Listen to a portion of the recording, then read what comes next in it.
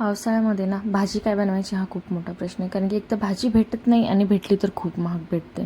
त्यामध्ये कडधान्य हे बेस्ट ऑप्शन आहे. आणि कडधान्यांना जर मोड नाही आले तर त्याला काही मजा नाही. त्यासाठीच मी ते मागवलं आहे, हा स्प्राऊट जार.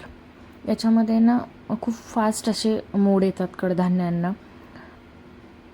मी इथे काही मूग भिजत घातले होते, ते आपण या जारमध्ये टाकून घेऊया. त्यांना खूप छान असे मोड येतात आणि ही बरणी पण खूप स्टर्डी आहे, खूप मजबूत अशी आहे काचेची. तर याच्यामध्ये आपण मूग टाकून त्याला झाकण लावून ओव्हरनाईट ठेवून देऊयात. याला तुम्ही उलटी म्हणजे अशी कुठे हँगही करू शकता किंवा अशीही ठेवू शकता स्ट्रेट. तर मी आता याला रात्रभर ठेवलं होतं, तर तुम्ही पाहू शकता इथे किती छान याला मोड आलेले आहेत. एवढी छान स्प्राऊट झाले, तुम्ही सॅलडसाठी किंवा भाजीसाठी वापरू शकता. एवढे मस्त त्याला मोड आलेले आहेत, खूपच छान. आपण याला एका याच्यामध्ये काढून घेऊया. मी एका भांड्यामध्ये काढून घेते. तुम्ही पाहू शकता किती छान असे मोड आले त्याला. वाव.